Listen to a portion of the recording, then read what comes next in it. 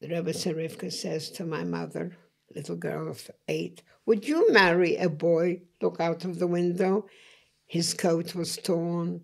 She said, yes, but I know that when I'm older, I will not want to marry him. And that makes me cry. So Rebbe Rivka got up from her chair and she went to my mother and put her hand on her head, on my mother's head, and she said, I give you a bracha. You will marry such a boy, and you don't need to cry. Welcome to Homesick for Lubavitch, a podcast where we explore Lubavitch identity in the year 2023. My name is Bentzi, and I will be your host. Let's begin. This next episode is a very personal one to me. I grew up my whole life hearing about different grandparents and great-grandparents. Amongst them, my great-grandfather, Benzion Shemtov, and his wife, Esther Golda Shemtov, and her mother, Mariashi Futterfass. They went through, of course, very, very difficult times in Russia and the Soviet Union. Mariashi, even before those difficult times, had lost her husband suddenly while she was still pregnant with her last child, who she named after him. I'd always heard of them, especially my great-grandfather, Benzion Shemtov. I'd always heard of them as larger-than-life figures, almost mythologies. And while very often that was something I was proud of, something that was inspiring, I did feel like I was missing that sense of who they were as a father, as a grandfather, as a husband, as real people. And I always felt like I would like to know more about them in that way. When the opportunity arose for me to go to London and speak to my great-aunt, Mrs. Fradel Sudak, I was thrilled to be able to do so. Besides growing up with them as a child, she lived with them later on in London.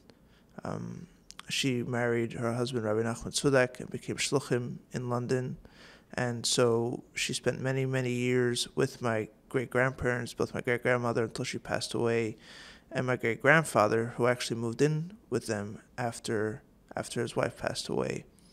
And so I figured she would be able to give me some added insight into who they were.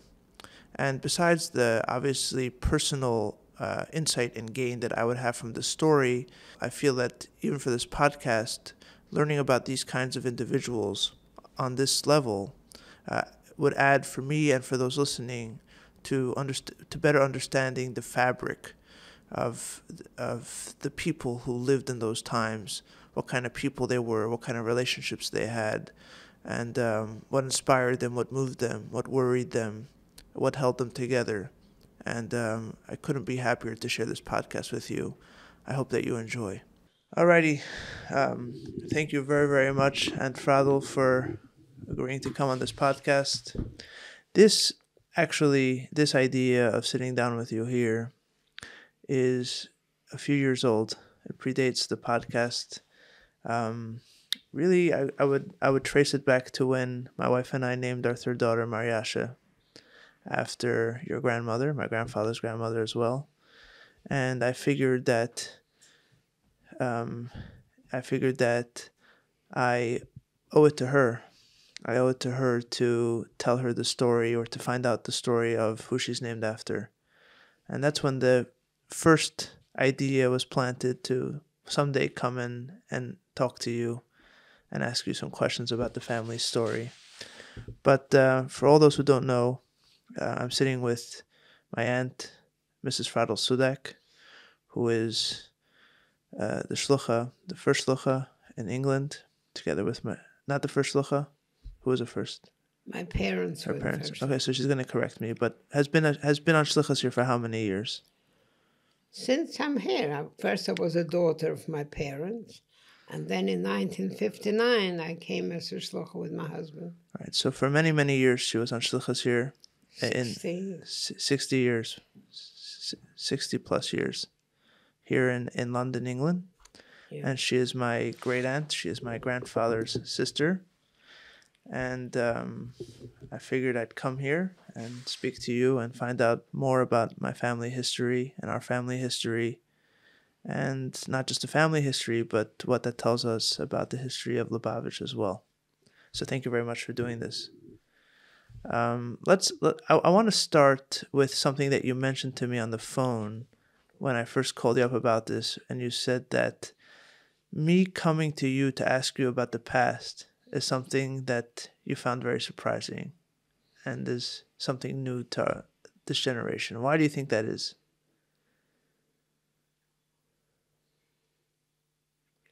Why do I think, why are you asking? Yes. I find it very interesting, and it must obviously be an interest to the young generation that our generation didn't go down that road, although I myself was very interested to know the background to our family or to life as opposed to the Chumash and the history and the Lubavitch history and all this. I found it interesting, but the world around me was not interested. They just wanted to break away from the past and find a better way of living. They saw the world as a way to run away.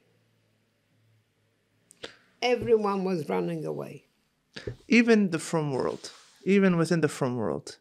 Even the frum world is difficult to say. The frum world, yes. The frum world was Lubavitch running away from being misnagdim. Lubavitch was building a new way to live. The way of the misnagdim, or the way the Yidden lived before, was being destroyed in every single way. So how can Yiddishkeit, how can der Eberster be in this world if we carry on living the way it was? So Lubavitch was a different way. So when you're busy doing something new, you don't have time or have energy to think about the past, is what you're saying. There was a lot of the past was lived by people, was suffered by people. If we break it down, when my mother had to go to school, she had to make sure that she doesn't go to a school where they speak Yiddish. Because if they speak Yiddish, they are Yiddishisten. They have formed themselves that they will be a nation by literature, by theater, by a way of living, not with God. She couldn't go to school. God was out. So she go to a school where they speak Hebrew. Chas v'sholem, you can't go to a school where they speak Hebrew, because that is the Zionist world. Am chofshi, no more Eberster. Right. She'll go to a school that the Russian school, the communist, because the king is revolution, we killed the king. No way. It's a wonderful way to live, but no God. Right. So nobody had a place for God. And the frum world, Lubavitch saw, that without Chassidus, where do you see God? So Lubavitch was involved fighting all the isms. So do you think that today, if someone like myself or others like me are asking about the past, that's a sign that we have stopped thinking about the future? Do you think that's a bad thing? Like we've stopped trying to change? And we're No. I think your generation is asking about the past, how we actually outgrew all the negative forces of the world and are involved in a proper Yiddish life. We got rid of the past. We found a way that no Yiddishism, no Zionism, no communism, and we found a way. How did Lubavitch how did the Rebbe bring the world to a future, to a present? It's phenomenal. We have a world now that we don't have to fight. We just have to develop all the inyonim of Chassidus, of the Rebbe has brought us down. He's come down to every little level. He's taken on how we should talk to our little 3-year-old girls, how we should do He's laid it all out for us. And we're the chus to live and be actually present now. It's phenomenal. Right, but I guess the question would be, if people my age are spending too much time asking about what happened when you were our age, doesn't that mean, or someone might argue that, okay, so don't you have better things to do? The same way that when you were our age, you were having better things to do than talk about the past. The past before was very difficult. Mm-hmm. It was very difficult to maintain. You knew Yiddishkeit was good. You knew God was good. But you had everybody fighting you. Everybody.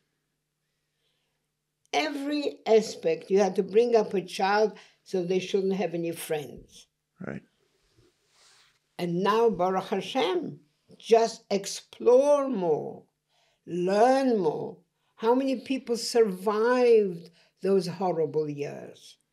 We lost millions of Yidden in Russia. I don't know how many Yidden there were. People come out of Russia now. They can speak Yiddish. Never heard of a yarmulke. Mm-hmm. Never heard of anything Jewish, of tefillin. Never mind they don't put it on. Never heard of it. But they've kept on, they still speak Yiddish. Right. And now we have everything laid out for us. Tefillin, mezuzah. But we have to now develop it and live it and enjoy it. So what I'm understanding from you, and from this we'll start heading into the actual story, what I'm understanding from you is that there was a time where there was basically a war going on just to survive, right? Just to survive, overcome very, very determined forces that wanted to destroy. But once you survive that, then it does make sense to think a little bit more of how did we survive? What did we survive with? What are we left with? What are we taking from this? Correct? That's beautiful. Okay. Yes, it's true. Right. You want to know how did you get it? How did you plant it? Right. How does it grow? Right. Your generation benefiting now from all the how many people were there at the end of Russia war, at the end of communism, that really have lived through and kept Shabbos all their lives? Right. It's like a museum piece in Russia to go and see somebody that actually lived this life. Right. And they have taught us under all conditions how they lived it. Right. I understand what you're saying. That we see all the people that survived. We don't see all the people that didn't. That's right. Right. Like we see and because of that we take it for granted. But when you lived it and you saw all the people that didn't make it, you realize how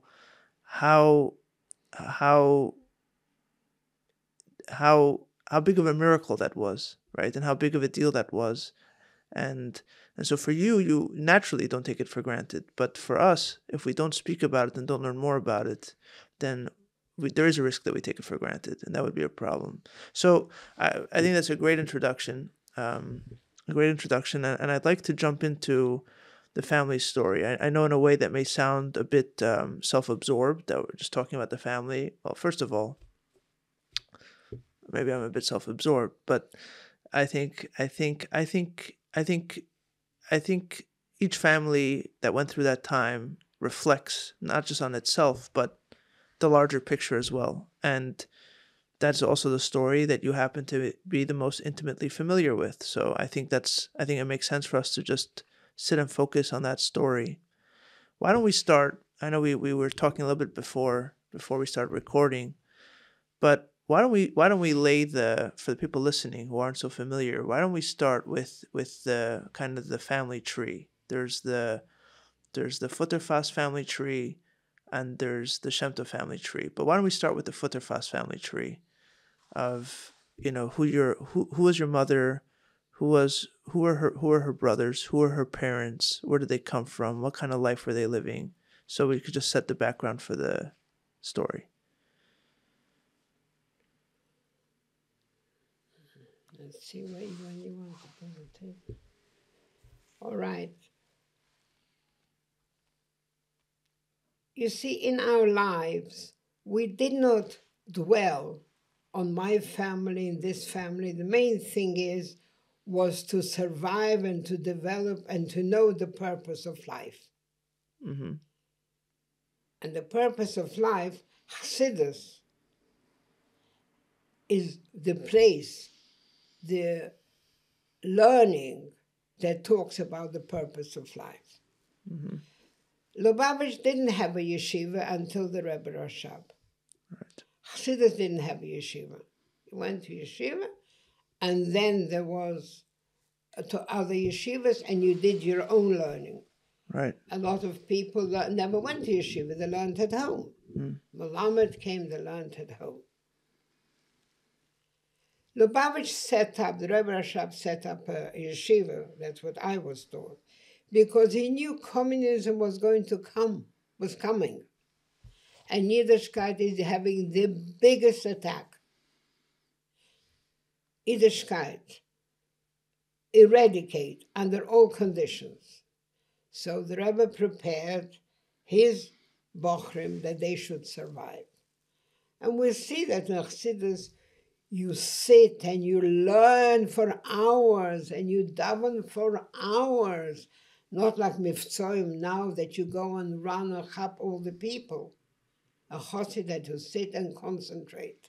And I was often wondering why. Why do people sit and spend so many hours davening? We don't have time for it now. And then I just saw very practical, I don't know if I'm right or wrong.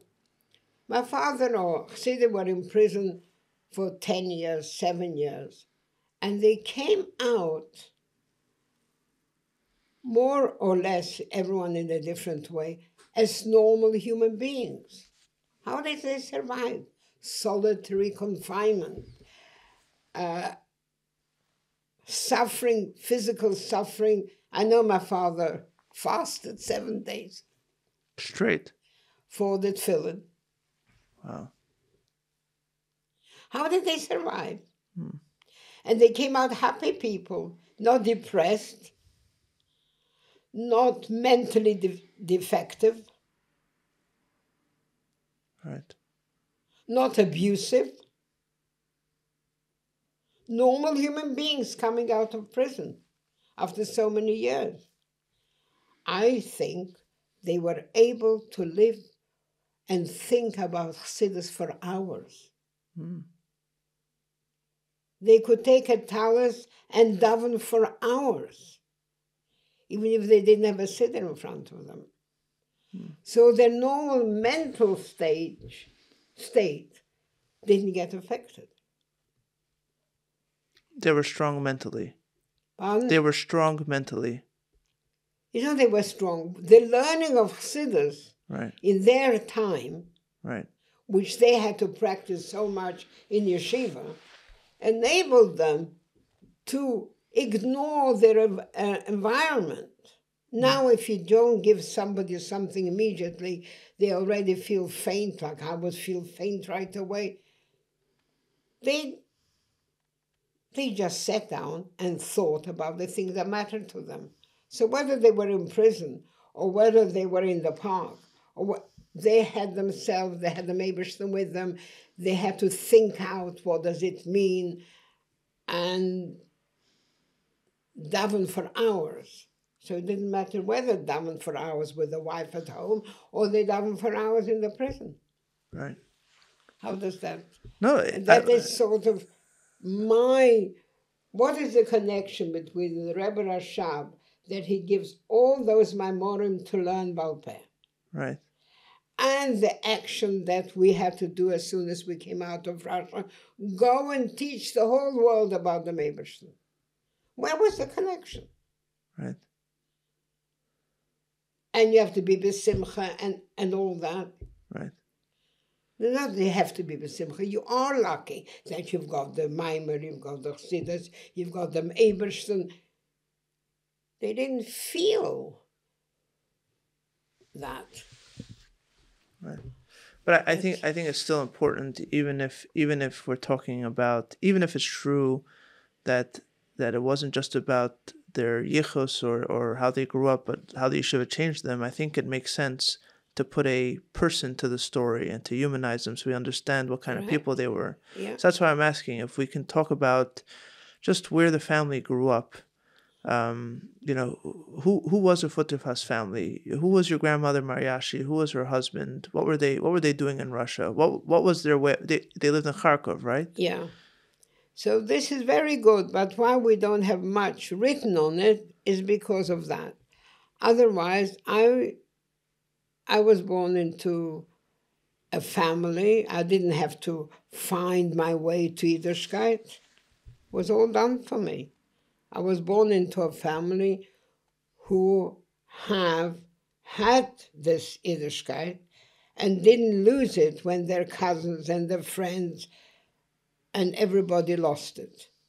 And that's why we get Baal Teshuvos. So who was this family? Who was this family? For people that don't know. So the people I knew my grandmother Mariasha Badana, but she called herself Mariasha.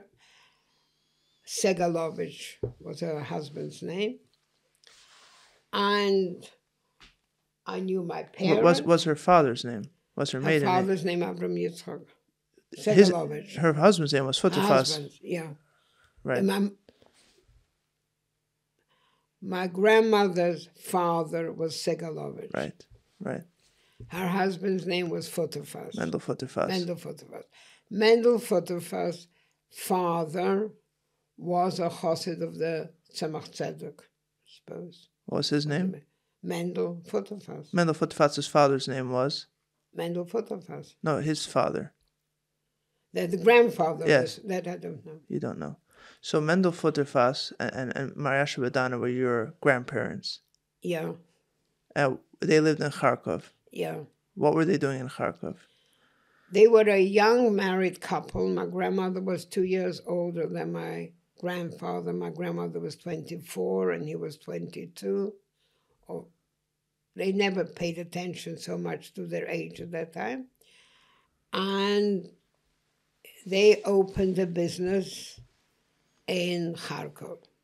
They were very entrepreneurs looking into life differently, and they were the first factory that actually had electric sewing machines. It was a big wow then. And they were sewing rubber coats for the winter against the rain. Coats were made out of rubber. And it was a very exciting development. There were about 100 machines in that factory. And then the communists came and took everything away. Right, but the communists came and took it away. We're skipping a few steps. Didn't he first pass away? Pardon? First he passed away, right? No. Yes, first he passed away. So talk a little bit about the kids that they had, Mendel and Mariasha Badana, the kids that they had, and then how he passed away at a young age. Right. So Mariasha and her husband Mendel had 3 children, and she was expecting the 4th. So she had Handel, who afterwards called himself Lieberman, because the communists shouldn't know that Mendel Futerfas has a brother in America. So Handel was the oldest. Then he had a sister, my mother, Esther Golda. And then he had a younger sister, Brocha, who was married to Serebransky in Australia. Right. And then she, 3 months after her husband suddenly passed away, she had a baby and called him Mendel Photofas, the son of Mendel. So Mendel ben Mendel. Yeah. And you said he passed away suddenly. One day he he said, I'm just not feeling well. And he lay down. It was the 10th of the Eimer. I know it because my grandmother was so traumatized 60 years later. And we all knew that after the 10th of the Eimer, my grandmother relaxed. But before that, she was in hiding. So everything was fine, and she said she was not feeling well, and there was a stomach cramp of some kind, and he just passed away on his bed. Wow. And she was left with the family. Now, in those days, the natural development was when a widow was left, the parents of the widow took the family. Right. And that was going to happen here as well. The parents lived in a shtetl, Pleshchenitz. It was all from all Chassidische shtetl. And that was the norm that the grandchildren came to live there. And my grandmother would have stayed in Kharkov running the business. And this would have been normal, except that my mother did not agree with that, and she would not move away from her mother. And she stayed with her mother in Kharkov. And that caused quite a bit of difficulty, how to handle, how to cope. But there was no discussion. She never left her mother. So you said your grandmother, so I guess we're skipping a little bit here. Eventually you said that your grandmother would every year by the yard site, or up close to the days leading up to the yard site would be very different and very tense. Yeah, quite traumatic. Very tense. So we're skipping. After the war, she came to England together with your parents and lived with you. So she always stayed with my mother. Now, there were times in Russia that she stayed with her other daughter, Brocha Serebransky, because we didn't, after they were married, depends where the family was. But when we came out of Russia, my grandmother came with us, and then the Serebranskys moved to Australia, and my grandmother carried on living with us in London. Did you feel with your grandmother that, it's very, I can't imagine what it was like for her to lose her husband in that kind of way. Was it something, was it like a cloud that hung over her the rest of her life, or she somehow managed to? The one who knew how bad it was my mother. But in general, I wouldn't know, except I know that after Pesach, when the Yortzeit was coming, she would just keep to herself. Wow.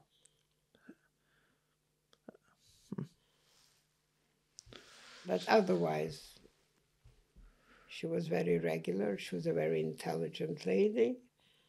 And we had some interesting discussions as a grandchild.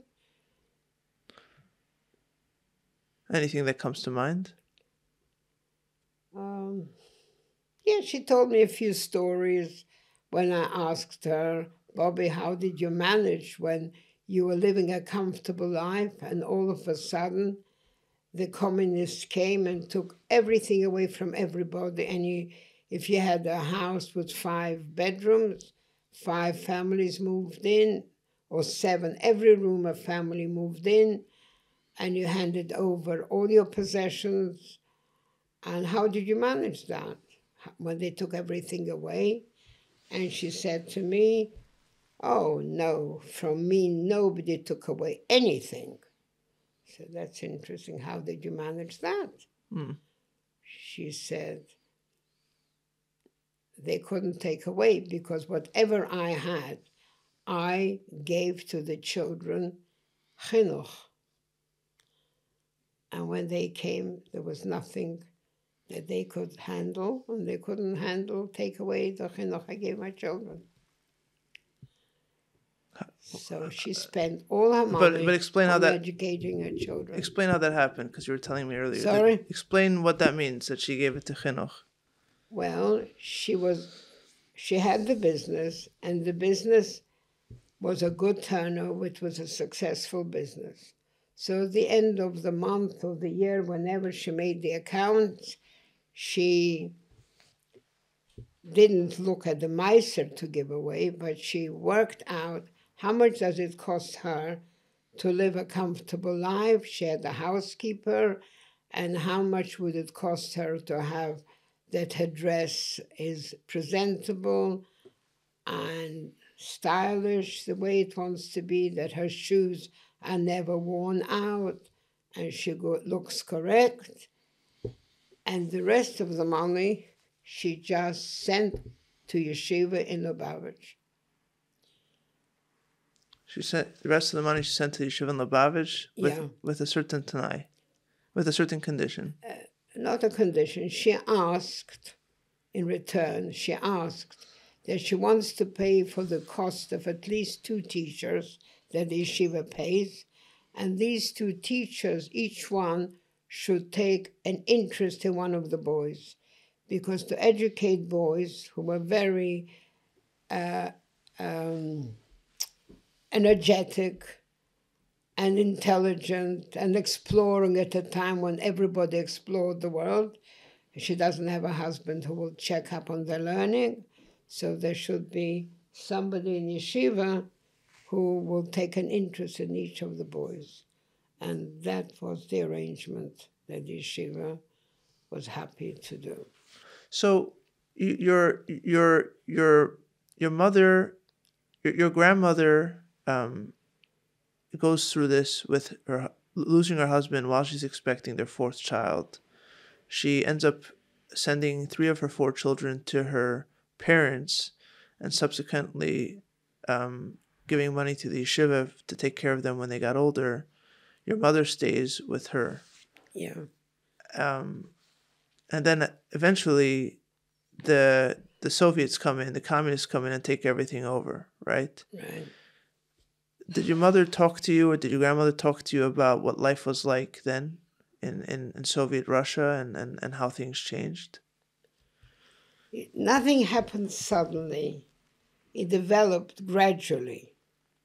It was all prepared. At that time, when the communists take over, there is no young person ever stayed home after the age of 15, 16, I don't know. They used to go, everyone belonged to some kind of club or organization. Right. Nobody stayed at home. Parents had lost connection with children. Parents lost a connection with children. Yeah. I mean, that was deliberate. They wanted to separate the generations. No, even the generations. One decided the way we live is no good. To have a king is no good. We'll become a communist. One decided the way we live, the Haskalah movement had very bad results. They had bad results for us. They have brainwashed the frum youth that Yiddishkeit is no good. The Haskalah has had their success, that you leave yeshiva and go to France and go to the universities across the world, go become chazonim, became opera singers. Mm-hmm. Because a yeshiva boy had the discipline of learning, had the discipline of developing the brain. And they persuaded them all to give up Yiddishkeit. And as a result? Pardon? And as a result? As a result, the yeshivas became empty. So by the time the communists came, they didn't even have such a hard job. They had, because some wouldn't budge. Right. And they started imprisoning yeshivas that kept bochrim.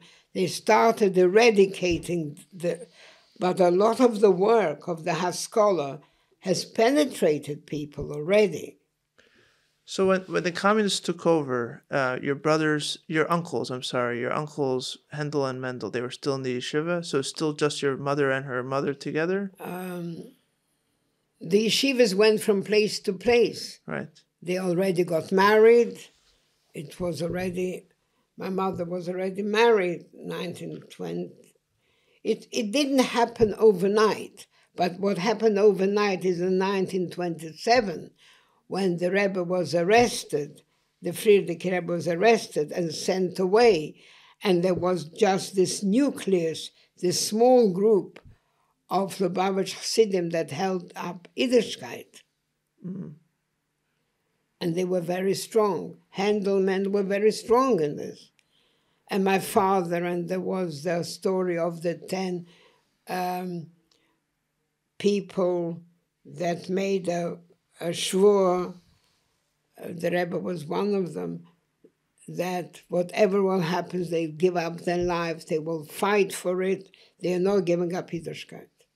And when my parents got engaged, my father, a bocher, he was already in prison.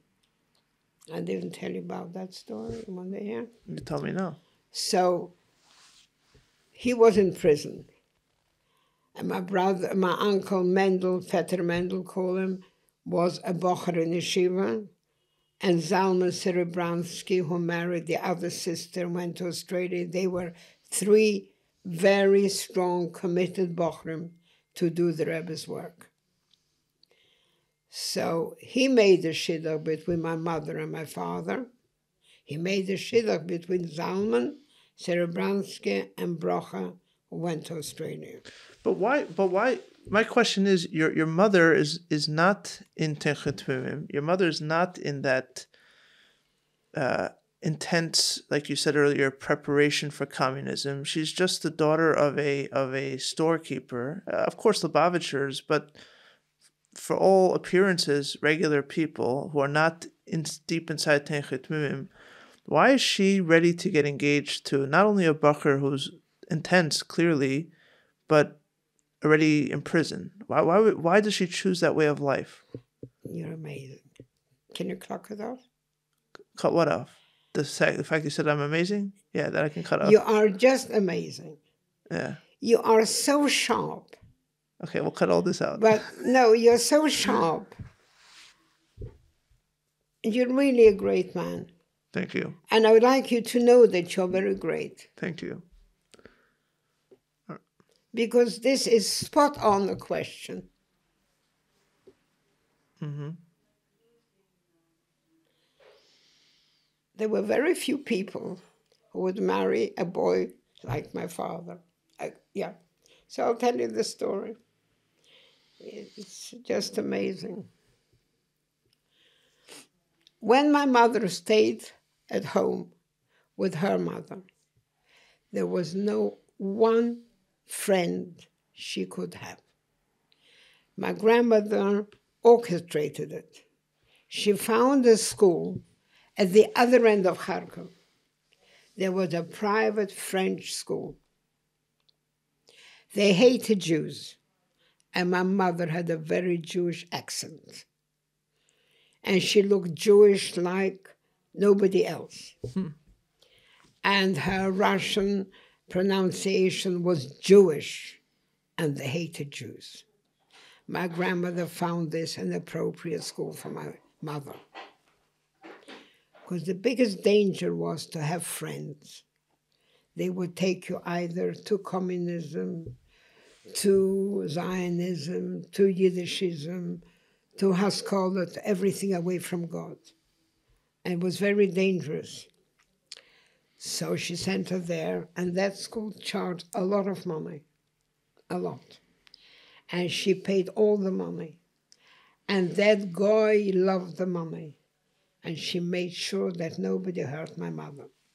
But nobody ever invited her to the house either. And that was great.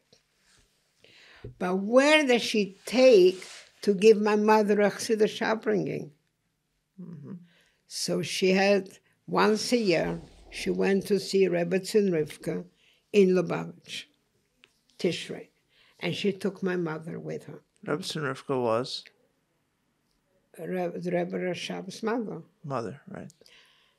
And Rebbe and Rivka would entertain them. Where did she have a relationship with Rebbe and Rivka from? Because her mother, her mother Rocholea, right, had a close relationship with the Rebbe's house. I see. She used to be a winemaker. Mm-hmm. And she used to bring the wine for the Rebbe's house. Okay. And Rebbetzin and my grandmother's mother, Rocholea, was a very educated Jewish girl. Mm. And she was involved in teaching women that they should learn.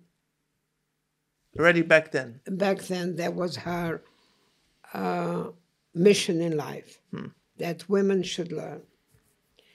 So she had a close relationship with the Rebbe's home. So she introduced my grandmother. And my mother came from Kharkov, all dressed, very nice. Spoiled little girl from Kharkov, not. And in Lubavitch, there was very big poverty. Right. There was nothing. Why they didn't have money, I'll tell you another time. And the Rebbe Rivka says to my mother, little girl of 8, would you marry a boy? Look out of the window.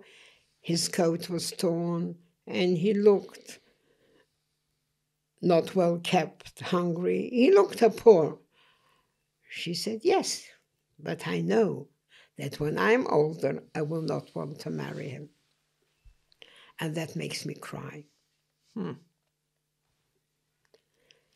So Rebbe Rivka got up from her chair, and she went to my mother and put her hand on her head, on my mother's head, and she said, I give you a bracha. You will marry such a boy, and you don't need to cry.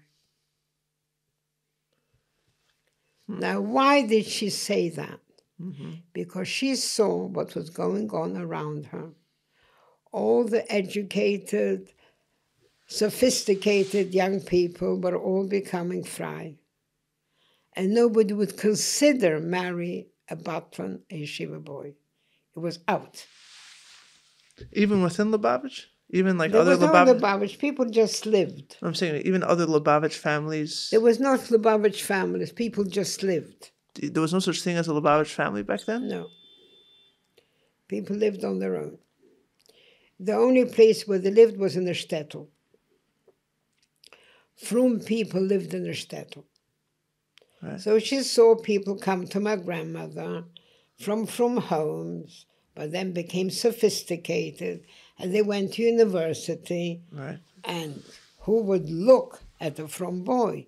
Right. The Yiddishist Shalom Aleichem made fun of frum people. Right. The Zionists made fun of frum people. Chalutzim. Right. And my mother would have been one of those people who would have been go to fight for Israel. That was her. And that's what she said. Mm-hmm. And that was my mother. So clearly she was, if she was already worried as a young girl that she would not be interested later. I mean, that story is so rich on so many levels, right? Because that's what she wanted, but she also was concerned that she wouldn't want it. She understood that that's her nature. Right. But you live like the world lives. Right. And it's not the dumb thing to marry a boy like that. Right. It's a very honest reflection, right? It's a very honest reflection. It's also so interesting to think about a time when, because I guess growing up in yeshiva, where, yeshiva, I went to yeshiva that was Tenchet Mimim, meaning it traces itself back to the original Tenchet Mimim. And so you see the time of Tenchet Mimim as almost like the best time of Lubavitch. But what you're saying is that maybe within Tenchet Mimim it was the best time, but outside it, around it, everything was falling apart. Right? No, even before the communists came. Yeah, it's before it was falling apart. Everything was falling apart. So, and I just asked you, what did it mean to be a Lubavitcher? You're like, there was no Lubavitch as a group, as a community. There's a Lubavitcher here, a Lubavitcher there. The person identified as a Lubavitcher.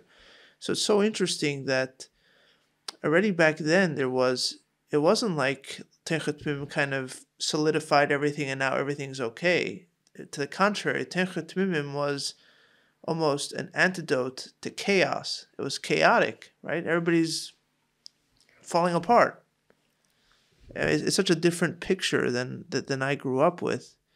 And I think that story is also such a nice reflection of that, because here is someone who knows what her aspiration is, but isn't sure that she'll be able to live up to that aspiration. She wants to marry that kind of person and build that kind of family, but will I be able to? No, she says she won't be able to. Right. But that's an honest understanding that my aspiration doesn't, just because I aspire to something doesn't mean I'm going to do it. Right? Life is a challenge, in other words. This was so beautiful for me to talk to you, because honesty was my mother's wow word. She was an honest person. You drove me crazy. Honesty. Mm-hmm. She couldn't live. Honesty was very, very important. And you pick it up. I can see from what I tell you, you pick it up. So let's move along a little bit. So your mother marries your father. He's not married yet. They're not married yet. They've got to get engaged. They got to get engaged. That's so we're an skipping. Interesting story. We're skipping. So no, you can't skip that. One step at a time, then. Let's not skip. Go ahead. Because when she's about 20, right, and there was my father, who is not ready to get married yet. Right. He secretly sends her a message with Mendel, her brother. She should move out of Kharkov from her mother and go and live on her own in Moscow. Okay. Because there was somebody who wanted to marry my mother, a dentist, or I don't know, whoever there was, and the Rebbe had to keep her safe. So without a question, she went to live on her own and fend for herself. But Handel Futterfuss lived in Moscow then. Hmm. So she... And then... So how did she get engaged? How did she get engaged? Hmm. So one day, Mendel Futterfuss tells her he has a shidduch for her. But how does he persuade her to marry a boy like my father from the yeshiva? My father was in prison already, but they allowed my father to go out for the week of Pesach before they sentenced him. Oh no, they sentenced him to go to Siberia for 4 years because of his crime of making chadara. Right. He was very active and very successful. So they arrested him. My father was a very charming, nice, people liked him a lot. And he got on very well with the officers, with the police, with the prison people. And he worked on it, that they should allow him to do the most outrageous thing. He promised them he'll come back. But they should let him out for Pesach. He should be able to go for a week so he can keep Pesach. And they allowed him. It was very unusual. He could have run away. Right. But he didn't run away. They let him out. And Mendel arranged that they met Pesach. And my mother said, if that's going to happen, she'll never meet anyone again like that without knowing whatever it is. They met and they got engaged. And they knew that they would wait 4 years before they'd get married. And the problem was she had a younger sister who got engaged to Zalman, the other friend of Mendel. Right. And everybody was very sorry for my mother that she's not engaged and her sister is engaged and they had to keep it a secret.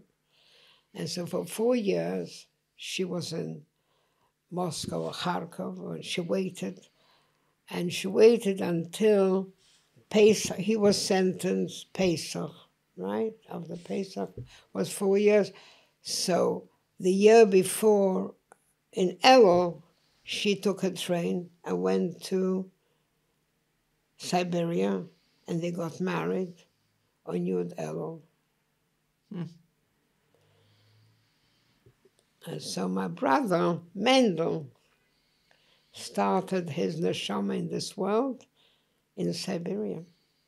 Why, if she was waiting already, why didn't she just wait till the end? At some point, she said... You don't know enough about life. Well, she was waiting. At some point, she just had enough. She at every point she had waited enough. She wouldn't wait an extra day. Right. So they allowed... Suddenly there they was allowed... a very, very strong relationship between the two. Did they meet up in between then during the... So how did they communicate? He was in prison. So how did they communicate? There were letters of it occasionally. So he came out of prison and that's when she went to... No, she came to him in Siberia. It's not a prison. Right. So he was first in prison... Exile. So first he was prison, then exile. When he finished prison in Moscow, in Kharkov, he went to Siberia, and Siberia is exile. I'm not understanding. The prison was the full 4-year term, and then he was sent to... No. The prison finished, and he was sent to 4-year term in exile. Mm-hmm. And there is a lot of suffering. So they got married right at the beginning of the exile? Pardon? When did they get married? The last year, like 6 months later, she could go. They left Siberia. Oh, so they got married towards the end of his... Towards the end of his sentence. And she lived there with him the last 6 months? She was there with him. Wow. But there, if she became pregnant and had the baby, she didn't have to have the baby there. I understand. The baby was born already here. So now I understand. Yeah, I mean, it's so amazing to think about how people began their families under these kind of circumstances, right?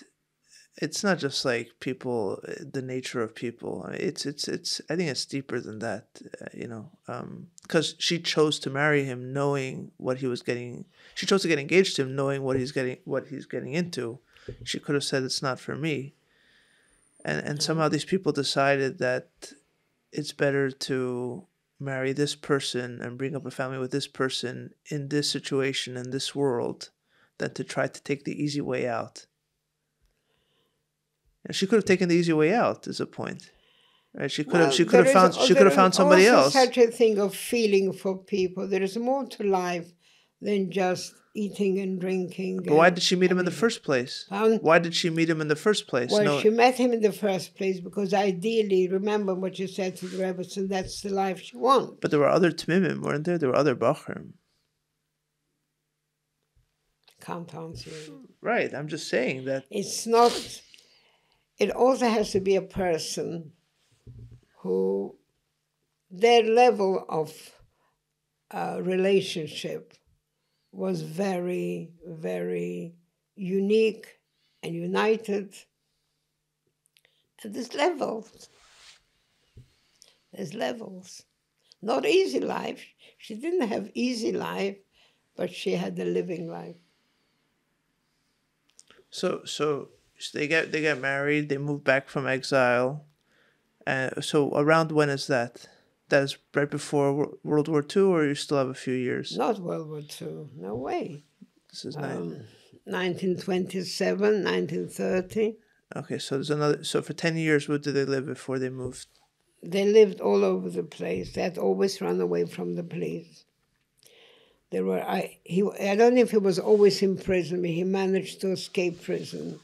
My father had a very, very colorful life, and my mother provided everything. I asked my mother, how did you give your children such a Chassidish life? I mean, where did you learn? What did you know? And why did you always satisfy your husband? Right. She said, my husband was sleeping in the parks on a bench. He couldn't come home.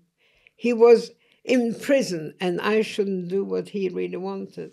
Right. How can that be? Right. Because the actual learning of whatever it was came from my father, but the understanding of what is a chossid was my mother. What do you mean by that? Well, at the age of 8, she tells you the story. At the age of 8, she told you that she wishes to marry a boy. That is her person. But she knows there's circumstances in life, you don't do it. Right. It doesn't happen. Right. So almost because she is outside of the world of Tenchetmim, she's able to appreciate the And the because difference. even though she is outside, I would say. Right, but you said she appreciated what it means to be a chassid in a way, because your father was living it. She saw it and could compare it to other. Is that what you meant? Yeah, she was idealistic. She didn't think she was very clever or she was special or anything like this. She was real. Mm-hmm. So you're running around the place.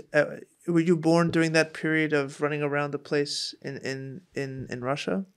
It's interesting you asked that question. So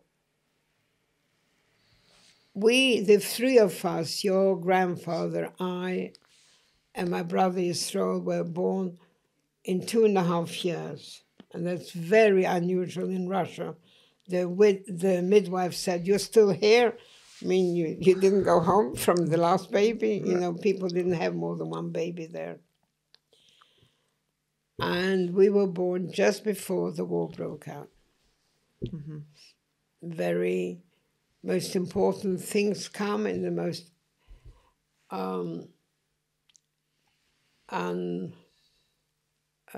inconvenient times. Right. Everybody has their children right before they need to move. Yeah. So when do you start remembering your childhood? Is it on the run or is it already in Tashkent? I remember leaving Moscow. I remember Tashkent is what I do now. But we were also on the run. My father was always a wanted man. In Tashkent also? Even when we left Tashkent, we left as a wanted man. So even during the war, the Russians are fighting the Nazis. They have their hands full with the Nazis. They were still after. They're hassling Lubavitch. Still harassing Lubavitch. Yeah. So what was life like in Tashkent? Was it? How do you remember it? Was it a difficult time, a sad time, a happy time? One second, let me just see. Depends what age you were.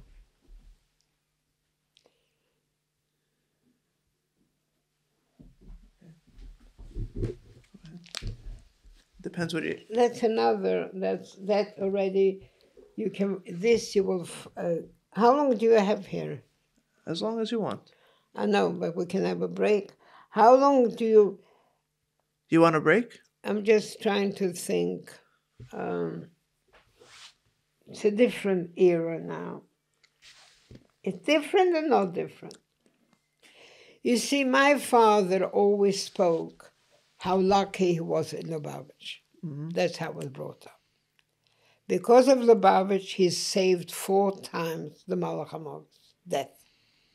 What do you mean? I didn't tell you how my father left Druid to go to yeshiva. That's a very interesting episode.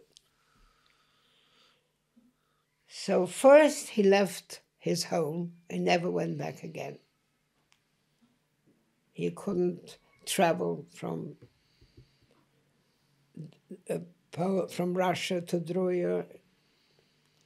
And when he wanted to go, the war broke out. But it happened before the war. So,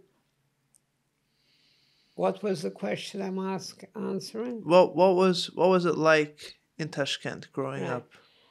So that's a very interesting. In Tashkent, for me, it was great.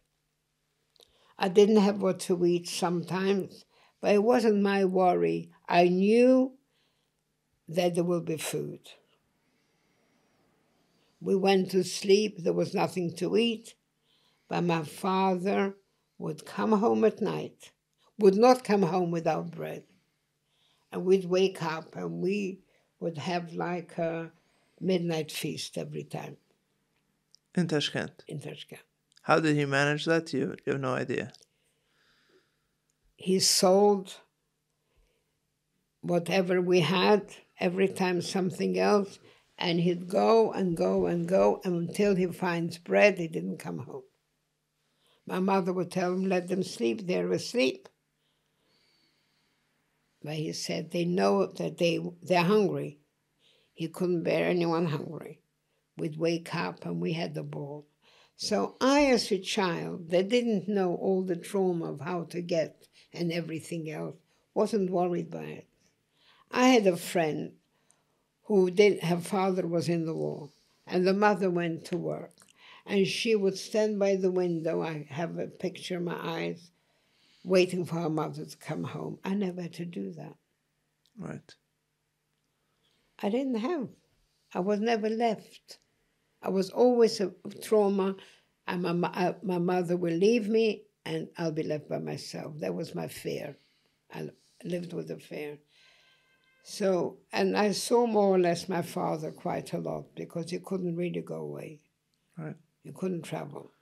But was your grandmother Mariashi with you there too at the time? At that time, she was in Samarkand. With? Zalman. With the Sarabranskis. Yeah. Because my father was on the run a lot. And in Samarkand, life was more settled than in Tashkent. Did you understand back then, like, that your father was a wanted man and why he was a wanted man? Was that something that you understood as a child? I lived with it. So I thought that's how all fathers are. Saying that it... Because, I mean, it must be so difficult for a child to... Like, how did you understand that? Like, my father's wanted by the government, yeah, but it's not because he did a crime. But life was, you don't understand anything. You wake up, you grow up. You don't understand anything, why somebody's going to work, why somebody is this.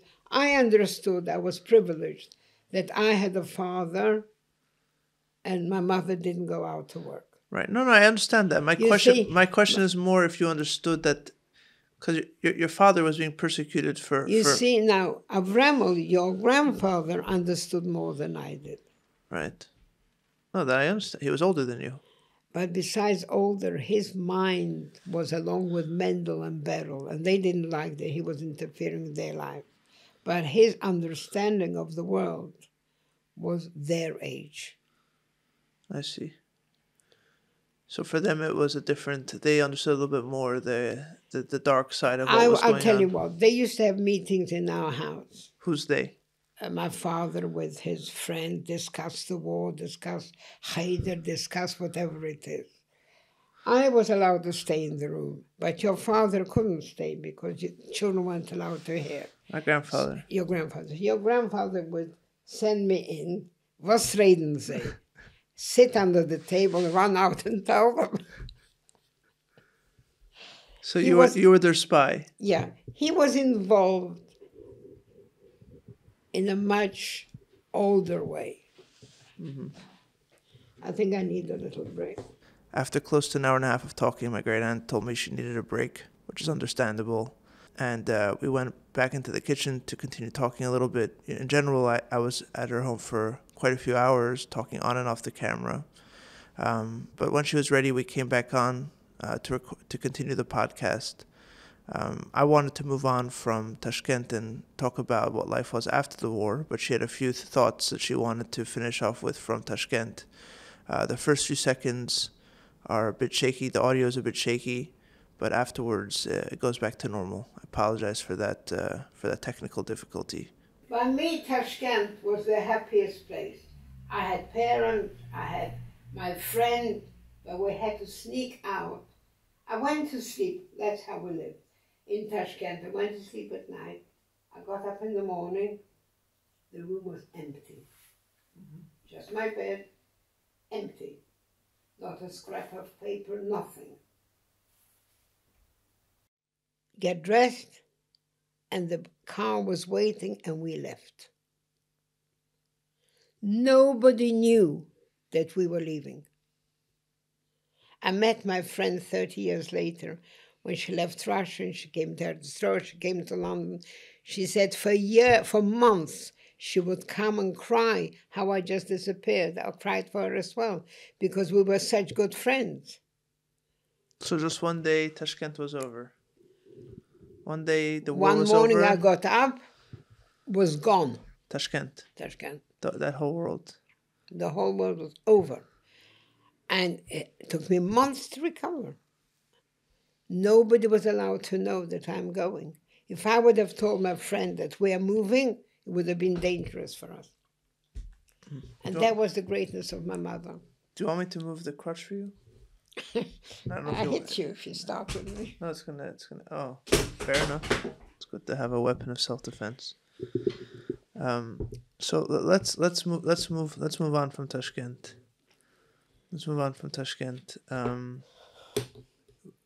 I think we skip a little bit because we're not going to cover the whole story. But let's skip to moving to England. What I'm curious about is, you grow up with this father. I understand you said earlier you were only a few years old, and so you didn't really think about your father. So you were very clear before all my ears went down. Okay, so I'll start talking louder. You were talking earlier about how your father, about how you were younger, so you weren't thinking about your father being wanted by the government. It was just a fact of life, what was going on, right? But you were in Russia. You were in the Soviet Union. You must have understood that something was afoot. Yeah. I know it took a few stops, but eventually you end up in England. Yeah. How does a girl who was born under the shadow of the Soviet Union see this new world of the West, of England, of quote unquote the free world? How is that viewed by you? How is that viewed by Lubavitch in general? Do you remember what the feelings were about this new era? Because a few years earlier, Lubavitch wasn't planning on being in that part of the world. They felt it was not good, right? Which part wasn't good? The free world, the Trefa Medina, America, England was not good. Lubavitch didn't go there until they had to.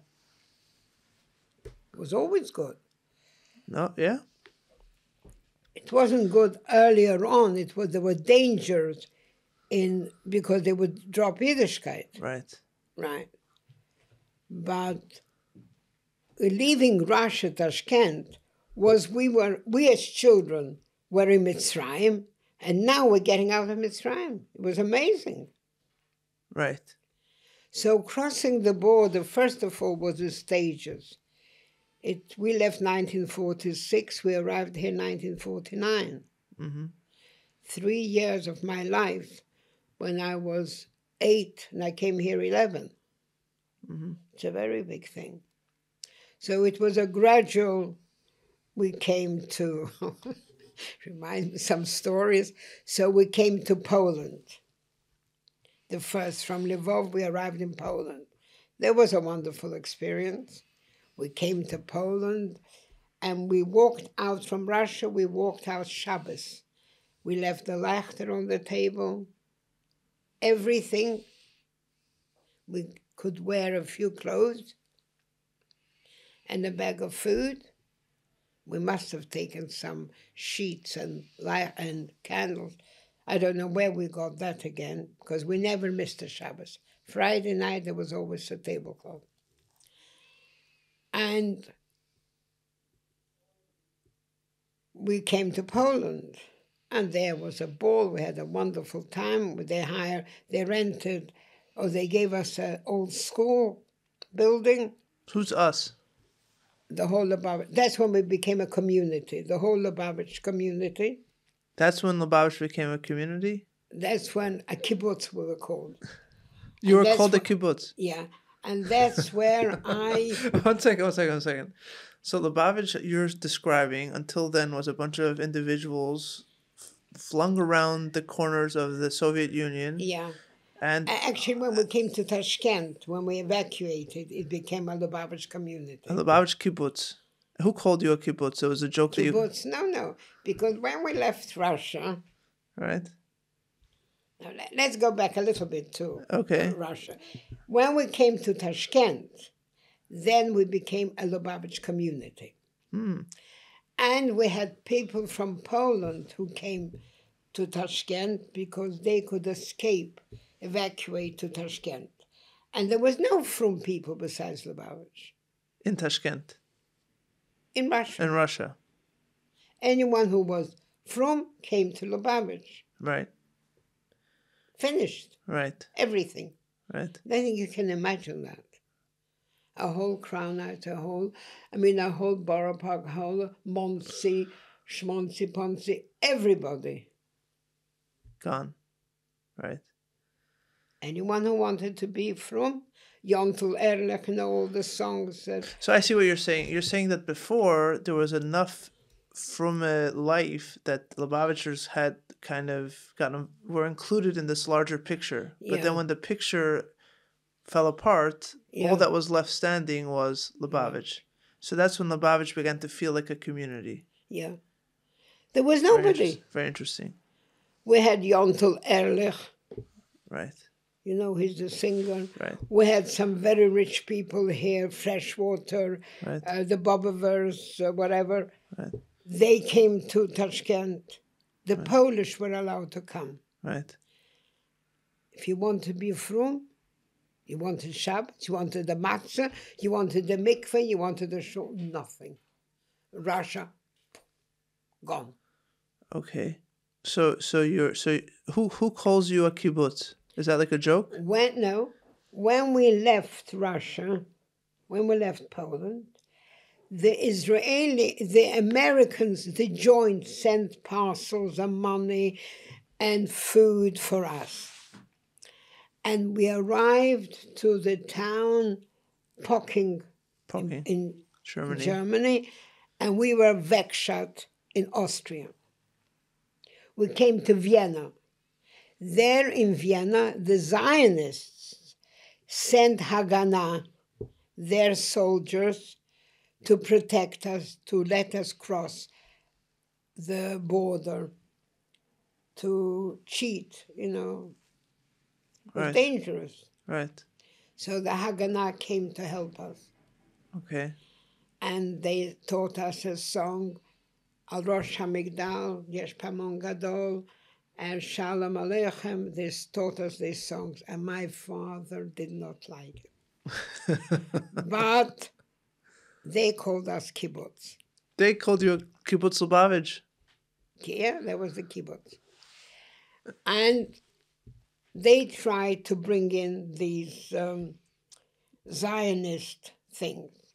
Then we moved to, nobody ever asked me about it, I haven't really practiced it.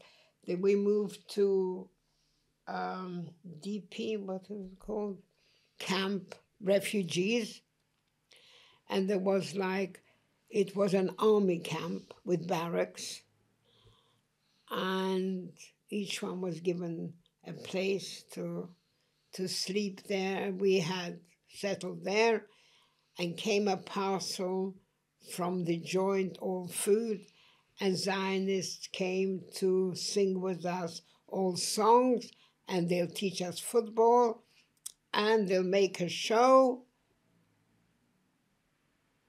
On Shabbos, we'll play football. That wasn't very welcome.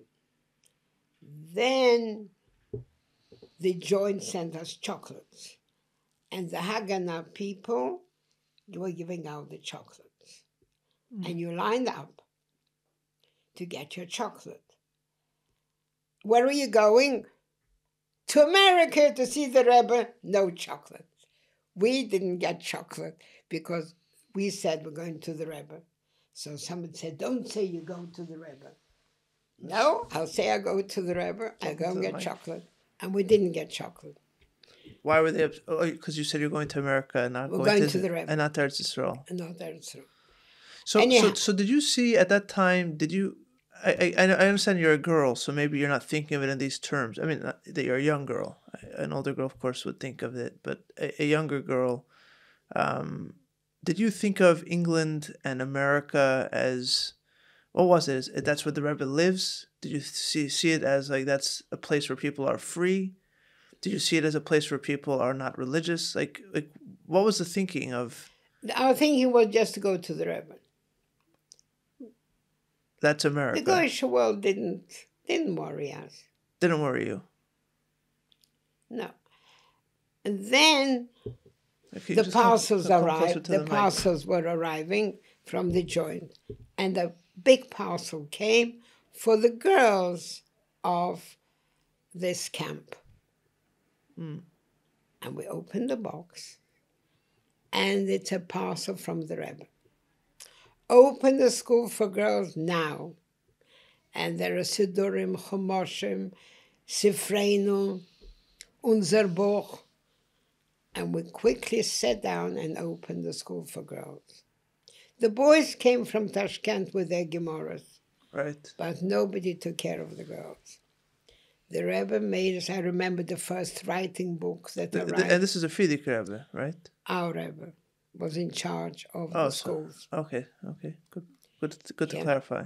The Rebbe was in charge. Right. And this parcel came, and we said the first time we sat down on a chair like a classroom. There were amongst us a few women who were learned. So this was the first time you were having a semblance of normalcy. As a class of girls. In your life? In my life. It was very impressive. I was one of the very few girls of my age who could read the Siddur. I made my business to find out, asking my grandmother, what does this Chumash mean and that, what things mean. So I could already daven and I could already maybe translate some Chumash. So this is where this is?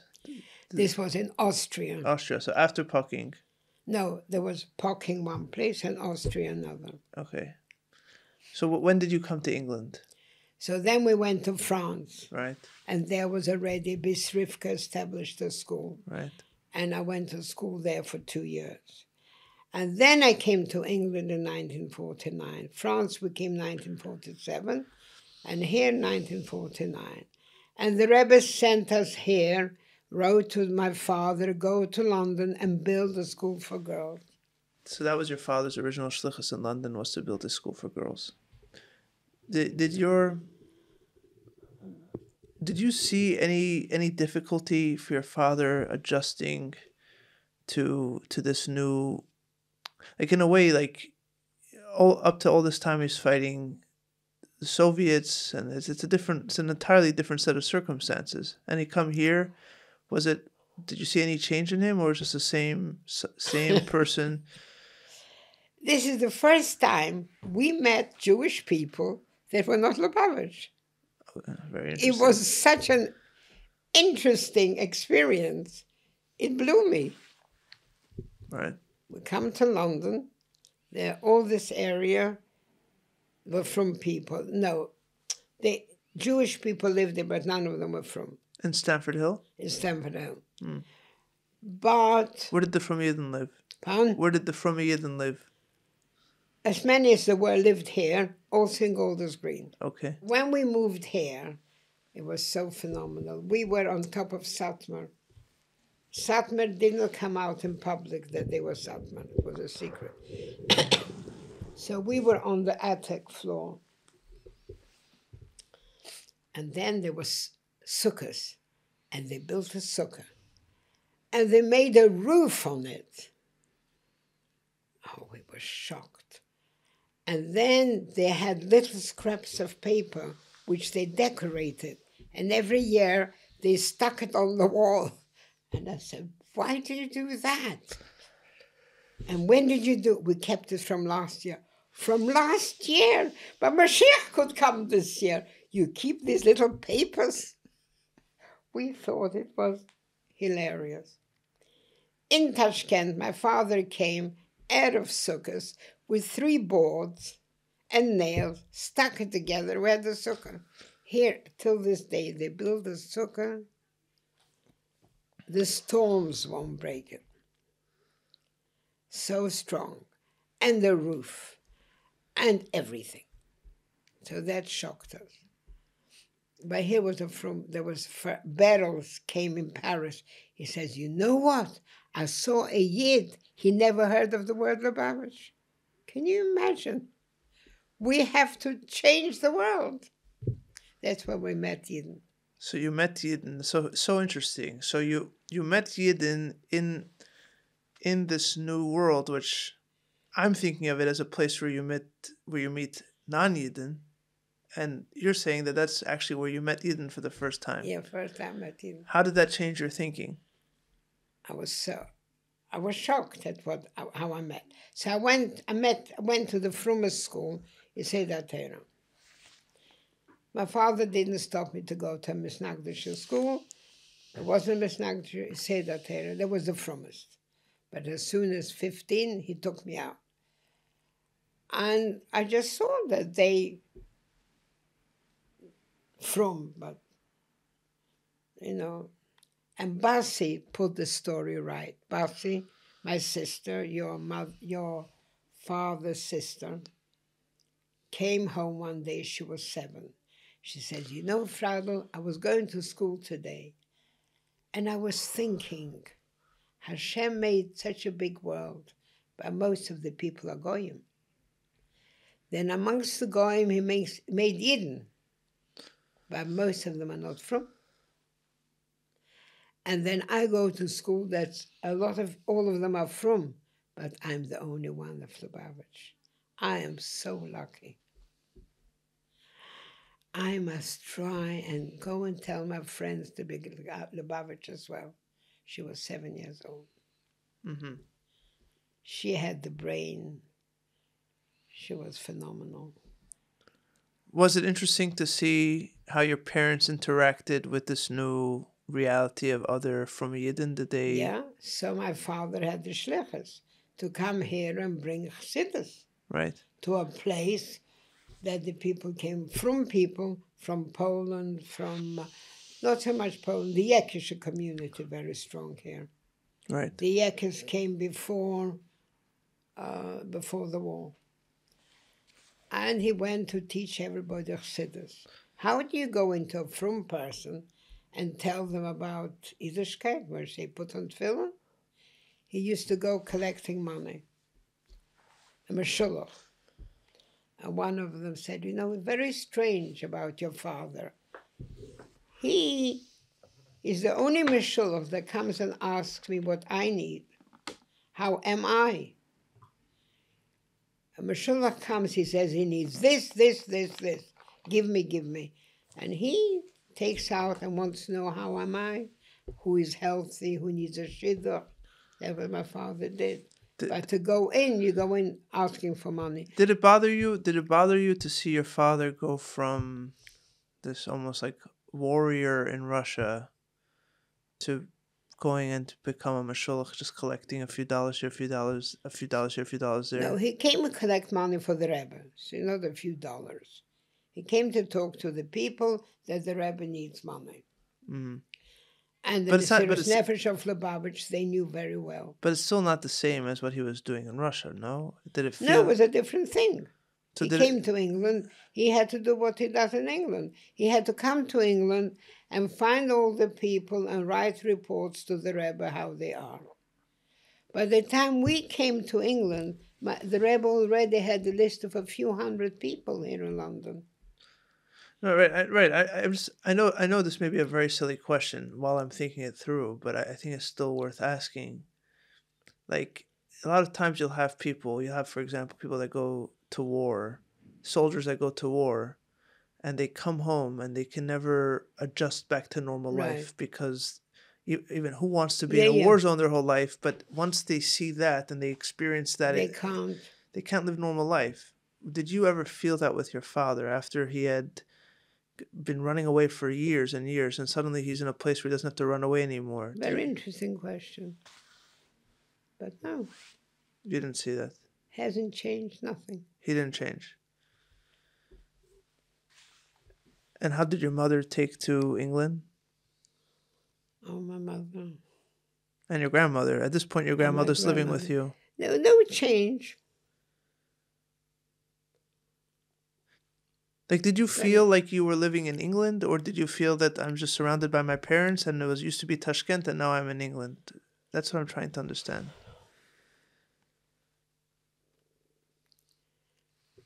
These from people were strangers to me. I knew they have different lives, different things. I was welcomed. People liked what I had, my experiences. They liked what I had to say. I was brought up a nice child. I came to school. I knew, I don't know how I knew whatever I knew. Right. I had to learn English. Nobody sat and taught me to speak English. I sat in class and I learned how to speak English. Your parents didn't mind that you were learning English? No, they sent me to school. They didn't mind. But I just lived. We carried on. My mother's house became the cheder. It was, people gave money. They were very rich people here, I'm telling you. So when the refugees came like we came, people put down a deposit for our house. Mm-hmm. Only £100. Bought us a house. Right. But when my father, before he died, before he sold the house and he gave away all the money. He gave half the money to Prince Shlichus in London and half the money to Prince Shlichus in Kfar Chabad. He didn't give the children anything. He didn't keep any of the money. So whatever people gave, he gave back to the stock. It's important to know. Mm. So no, but I guess there was a cheder. Okay.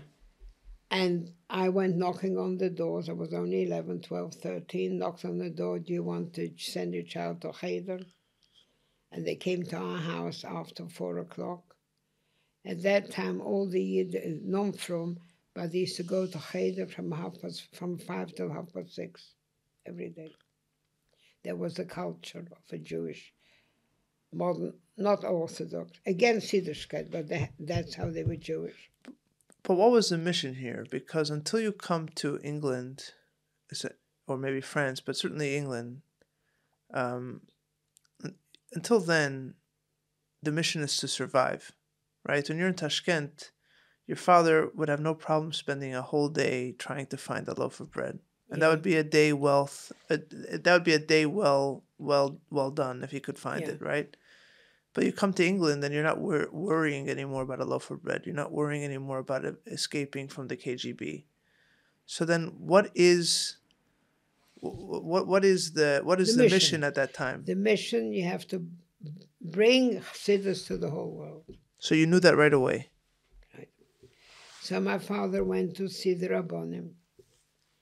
And he went to see the, what's the name, Schomfeld. He was here, the whole leader of Hasmonean school. Mm-hmm. And the Rebbe asked him, how much Limud HaKodesh do they learn in that school? Right. My father said, I don't know. Go and find out. My father comes back and he says 1 hour a day. 1 hour a day? The Rebbe's face became white. My father got a fright. Go and tell him he's got to teach more Limud Kodesh. He goes back, Schomfeld says, when hair will grow here, that's when you'll have more. And it was a brief that we have to make a school so that he will give more. Go and teach the Bobover about the Rebbe. One of the Bobover didn't have children. The Rebbe spoke to them. They wrote to the Rebbe. They had a child. Go and speak to... He went to talk about the Rebbe, Friedrich Rebbe first, and then the Rebbe. And the message is the same. It was Yutas Kislev. I went to Pinter Shul. I cleaned it out, and I put tablecloth if I bring him for Yutas Kislev. Nothing changed. But everything changed because until then, in Russia, your job was to survive. Now suddenly... It wasn't to survive. No. In Russia, for 2 years, there was plenty. I don't know how it happened that the financial markets have changed. Lubavitch made money, and they became very rich. In Tashkent. In Tashkent. And they could save up money to be able to take the whole yeshiva out to go to America. So he told the people here his heroism from Russia, my father. And the people were very intrigued. And my father would go up and down the bus, you know, the big red bus. Oh, the B'Sayid, come, we'll learn Tanya of the day. He would sit down and learn with somebody the Tanya of the day. The message didn't change. The people, the customers changed. It was a very interesting question you asked. So already back in Russia, there was this goal to spread Chassidus to other people, other families. Always. Always. But there were no communities. There were no people. There were no customers. And now suddenly there were customers. No, there were customers. So it must have been a very exciting time. Yeah. Oh, and then the Satmar started fighting the Lubavitch. The rabbis were Zionists. Uh-huh. That was terrible. Mm-hmm. And nobody had here a piece of shmura matzah. Right. The Rebbe told my father, go to Gateshead and take 350 pieces of matzah. Every yid in Gateshead should have a piece of handmade matzah. They said machine matzah is better. Nobody saw a piece of shmura matzah. And they were all from. Wow. You see? So the message is the same. It doesn't matter you speak French or English or Japanese or Turkish. It doesn't change. Yeah, I mean, what's interesting to me is that because it feels like, at least from the outside, it feels like such a monumental shift to go from Russia or the Soviet Union to Britain or the United States. And what you're saying is that internally there wasn't that much of a shift. Like a lot of people, for example, the typical story of immigrants is that they come from, I don't know, a country like Russia or another country to a place like England or United States, and they start finally building themselves up. They get a small job and they save some money, and then maybe they send their kid to college, and 2 generations later their grandkid is wealthy, let's say. And here you're saying that you come to England and essentially it's the same old. You're not thinking of, look at this opportunity, we can... Esther, give me that from Vayishla.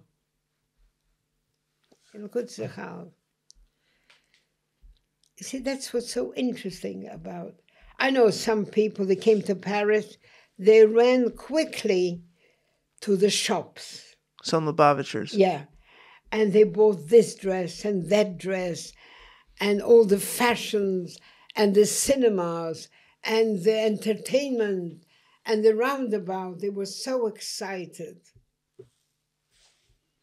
Some people, yes. The people came to America. How did Lubavitch come to America? The Rebbe started very strong. They took the American customs. Right. And the Rebbe said, no flowers, no photographs. At the weddings. At the weddings. And they used to have those, they have everywhere else, the chuppah inside, and they have a little hole at the top. Right. The Rebbe fought it very strongly. Mechitza. Right. Nobody had a mechitza here. Right. The from people without a mechitza. America also not. Verstehst? So when they come there, they the same thing. Right. The same thing. Mm. Go and say Tillim in the street, in the shops, in the Rebbe's. We would sit with 3 children, 770, and teach them. It's just, to me, I believe what you're saying. It's so, It's very unusual. It's so hard to grasp, where you finally have the opportunity to be free. It's like, because you're talking here about your father, who was my great-grandfather, right? So clearly I relate to him. You said also earlier that he used to sit here. That was his chair. This is his chair when later on. And, you know, he's a man, he has children, he has a family to support, to provide for. He spent years fighting just for a piece of bread for his kids. He finally has the opportunity here in England to maybe not be a rich man, but a shtickle parnasa, you know, live like a mensch. And instead he is collecting money and you know, just he's not taking advantage, it would seem, of what this country has to offer him. You know, I think it's easy. Yeah, of course, you know, Shemtov would do, but I see him as a great grandfather. I see him as a father to his kids. I'm amazed by it. That's all I'm saying. And he wasn't the only one. But because I'll tell you something, we never felt disadvantaged. I always felt, we were in Tashkent, yeah? You didn't feel disadvantaged? Never felt disadvantaged. We were in Tashkent. Mm-hmm. There were no toys. Nobody had toys. I actually taught my granddaughter how to play with the child with the fingers. Right. Because that needs development. And right. You used to play with each baby with fingers, pulling them, and it needs it. Right. I had a doll. My mother managed to acquire a doll for me. Nobody had toys, but I had a doll. How she got, what she exchanged for something. But after a week, she says, Fradel, where is your doll? Here it is. Give it to me. Where are you giving it? There is a girl, Rivka, she's crying, she's not well, she needs a doll. But I said, you gave it to me. One second. That was cute. I'll just wait for the phone.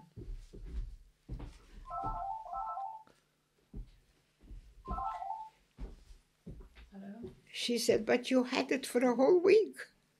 Now somebody else needs it. Right. But I had a doll. So you're saying you didn't feel disadvantaged. Why do you think you didn't feel disadvantaged? The parents didn't give me, because their goal in life, they were living it. I don't know. We were hungry. You're talking back in Tashkent? Yeah, we were hungry. This doll was also in Tashkent. We were hungry, but it's not that we are hungry people. And now, so this week, we don't have money. But next week, we had money. But when we had money, my father was always a leader. And there was enough money for everyone to eat. And there was butter besides the bread. So his friend said, why don't you buy butter? Your children will have bread and butter. My father said, when everyone will have bread, I will buy my children butter. There is somebody there that still doesn't have money for bread. So your father didn't care about money at all? He cared about money very much. My father died. He didn't owe anyone a penny. He always lived on borrowing and using money, not to keep money. He didn't believe in keeping money. He was a very big businessman, really, my father. If you have money, you use it. You invest, you make, you buy. You don't save money. You were telling me earlier he came from a family of businessmen. Yeah. So you use money. You don't save money. Money isn't you. You're more than money. Mm. My father didn't let us take state money, child benefit. He said, I haven't given England any money. I have no rights to take. I haven't paid it. Very high. So Very simple. he took money seriously, but he didn't let money. He didn't let money dominate his life, is what you're saying. No. You see, I had 40 pounds for the machine.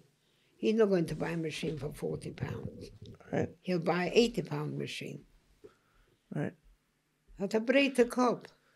So talk a little bit about your grandmother, Mayashi. You were telling me earlier about how she and her husband had been pretty wealthy before the communists took it from them. Talk a little bit about how she looked at money and how she looked at you said that she gave a bracha to her whole family to never have money? No, they should have money for everything they need, but they shouldn't have the nisoin of money. She gave a bracha to all her kids to not have. She didn't have a bracha. They said she gave a bracha. She said she wishes people, because having money for the sake of money is not easy. Is not good. Mm.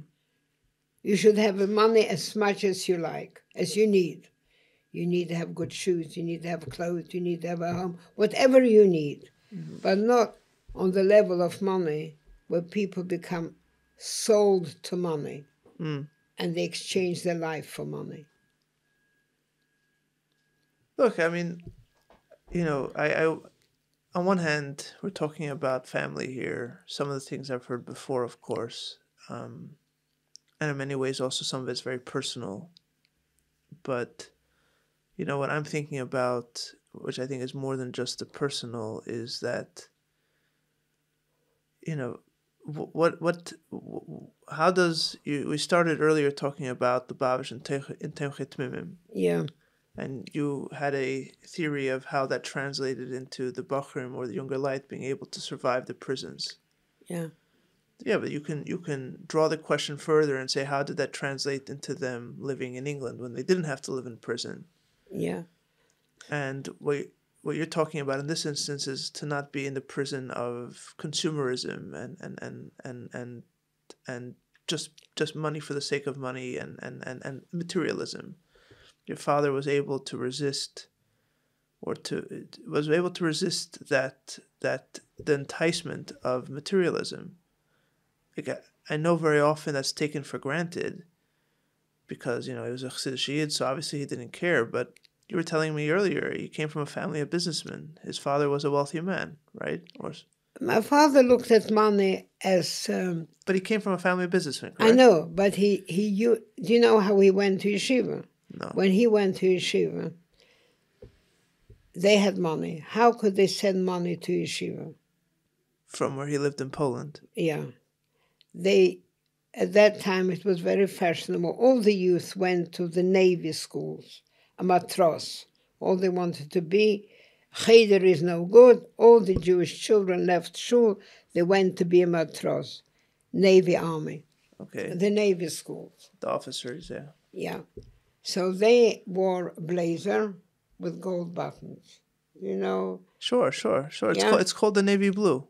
The navy blue, yeah. My father got such a jacket. His parents sewed on heavy gold buttons on his jacket. And they sent him to yeshiva like that. And he sold the buttons. He didn't sell the buttons. He didn't? They took off the buttons, the yeshiva, right, and they kept it. And they sold the buttons. And they supported the yeshiva. That's the level of money that they had, but you couldn't transport it.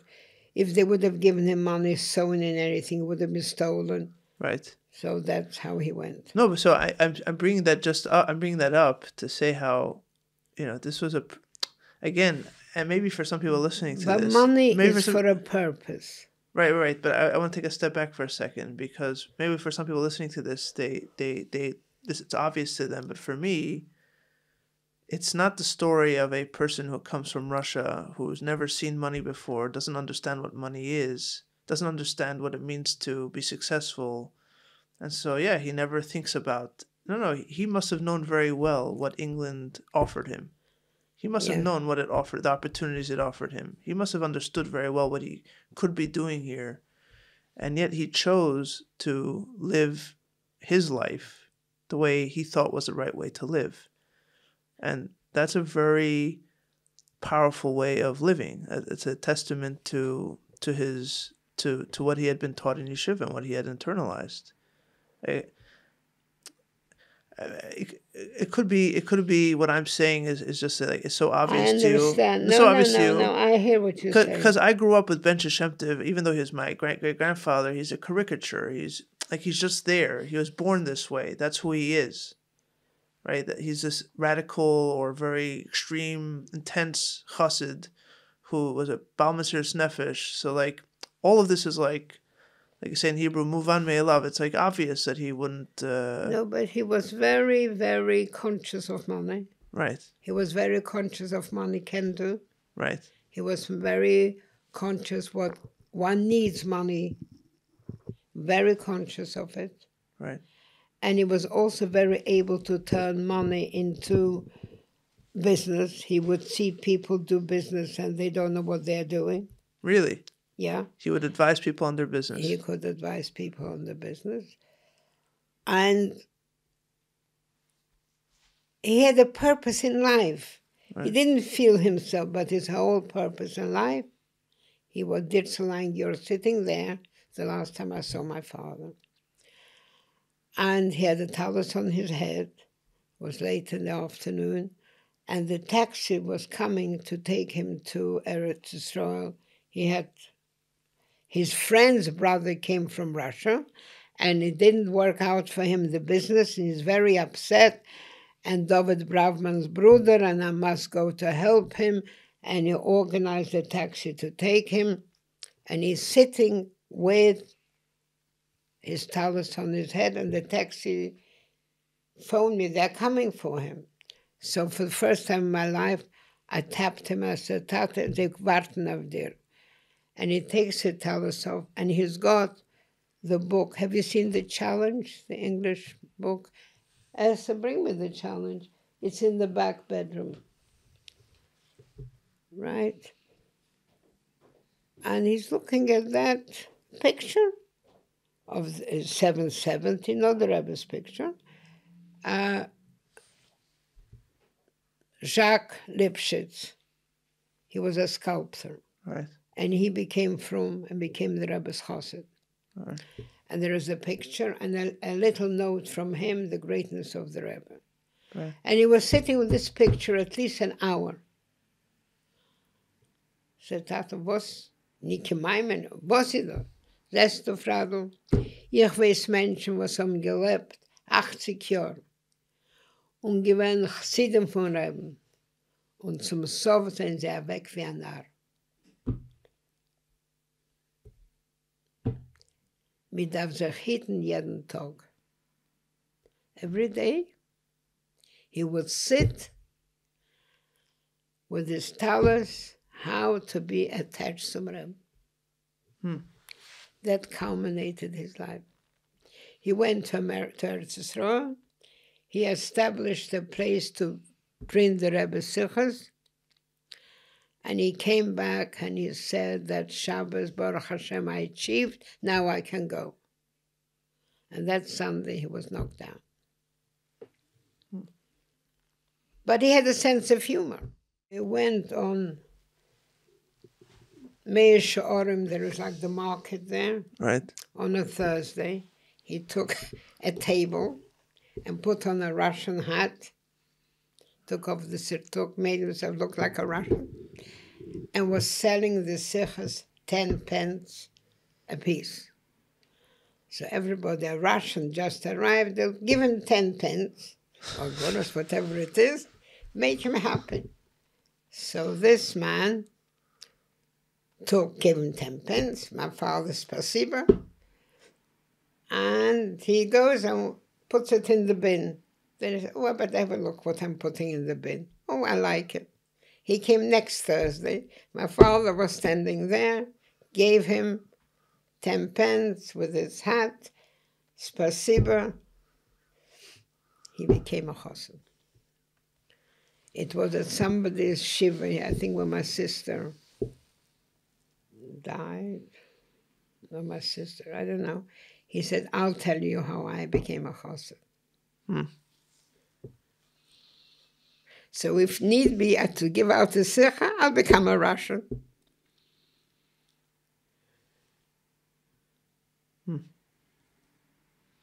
That's how he was.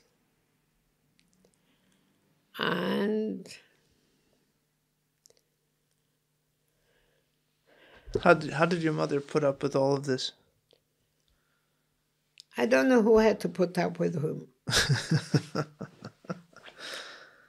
That's how it goes. I don't know who had to put up with it. What do you mean? Because my mother understood this internally without ever anyone hearing, teaching her. Mm-hmm. She was more clear than my father. That's so interesting. I know you spoke about this earlier, that because she didn't, your father maybe never really thought it through. That was just who he was. But she thought about it and made a decision. She understood it. She felt it. She understood it. She was it. She encouraged. My father couldn't function without my mother. I said to my father, why don't you travel? He didn't go visit. I could see he said, I'm hot nicht wozu kommen nach ihm kennen fahren. That's true. I'm here in England. I can... What? I feel that. It's true. What do you feel? It's easy for me to travel because I have where to go back to. But I never thought, he was never at home. They were always arguing when he was going. What was the argument? He would not tell my mother, I'm going tonight, I'll go somewhere. What would he say? He would just go. He said, oh, ich nehme a train. Fradel booked me a car. It was too painful for him to tell her. That he's leaving? Really? It was too painful for him to go, and it was too painful for him to tell. And my mother, it was too painful. So one day my mother came from a chassan in America, and she said, you know, Fradel, I met someone who, her husband's a meshulach. And I said to her, how do you manage your husband traveling? She thought she'll have somebody who understands her. Oh, she said, you get used to it. She said, used to it? She was never married. Well, it just means I have very romantic great-grandparents. They are Russian, after all. Very. Russians are pretty romantic. But people thought that they didn't have a good marriage because my father was never home. When we were in America, he was in England. When we were in London, he was in Manchester. But it was so traumatic every time. You didn't take your shirt, you didn't take your handkerchiefs. Why didn't you tell me? Huh. Said, used to it. Me gewöhnt sich zu. She never was married. That's what she told you. My mother told me. But your mother also established herself a little bit in England. She taught herself English. She wrote some English books. Oh, that was so interesting. Why did she do that? We had a house full of people. Everybody was in our house. Everybody who came used our house as their first hotel. At 6 o'clock, she disappeared. 3 times a week, twice for sure, she was gone. She went to evening classes. She went to evening classes to learn English. Yeah, and ignored whatever was going on at home. And who watched you? Your grandmother? I suppose I took over. Whoever came had to give, to eat. She was not there till 9 o'clock. Mm-hmm. Evening class was from 6 to 9. She was gone. And why was she had to learn to read and write English because she wanted to write a book, a place for children. Why? Oh, we came to England. There's a from Bishakov.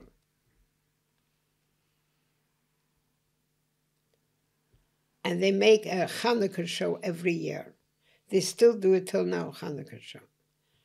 And she said, oh, now it's a from place she can go, because she used to go to theaters before I was born. As a children, that's how Russia was brought up. Movies, but she wouldn't go when that I shouldn't want to go.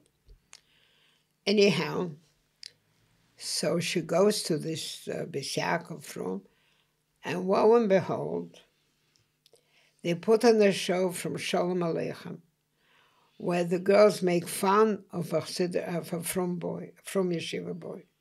He makes a shidduch, and how he doesn't know how to talk to a girl, and how he's verknocht and verschmockt and verbocht. The Yiddishisten did these to mock Yiddishkeit. Sure. She says, how on earth? Right. She can't have it. She has to write a book of plays that it won't have these stories. Amazing. So she went to learn English. And she learned, because that book is the highest perfect English. And she lived to sell 6 books, and she died. So she learned English in order to write a book. It didn't matter what happened at home. She said, I clean up in the morning. In the morning, she used to clean the house. In the afternoon, she would not go down to the kitchen. This was, in her house, this was her room. And upstairs was her bedroom. They took no notice of the kitchen. Do what you want. She had her own life. But she didn't live long. She died 60.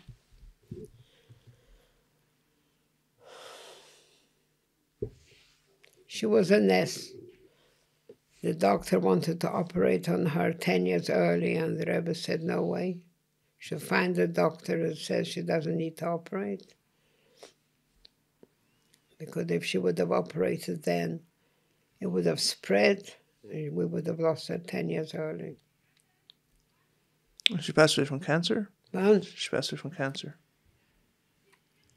Yeah. But they were great. Yeah, I mean, I'm obviously a few generations removed, but I'm a few generations removed, and I didn't. It doesn't really matter. I didn't know them. Is the point? I didn't know them. But you know, where I am today is on their shoulders. You have, when you talk, it's so funny for me to hear you, and the things that interest you are so much familiar to me. Yeah, we are related. I know. So the thing is that it's very good to know that we don't have to correct their mistakes. They've also made mistakes. We all make mistakes. I have a lot of things I can be. It's not so. Life isn't so clear. Nobody can claim. And we get our tests. But what I learned from the Rebbe, why I find the Rebbe's Shlichus so strong and powerful, is because they rate reality. The Rebbe did not speak about not reality. If you didn't hear reality, it's because people didn't always translate correctly, because it didn't suit them to hear what the Rebbe said. So they skipped a few lines. Right. I must say that Nachman took the Rebbe very literally. Very literally, Nachman did, my father did. Very literal. And in a way, Nachman took it more literally than my father, because my father, Nachman was like a child to the Rebbe. And my father was a different level. A different relationship. The Rebbe treated Nachman like his child. I can't say I understood things. I had that brain. I didn't have your father's brain. Your father was beyond his years. He was involved in things much higher than his years.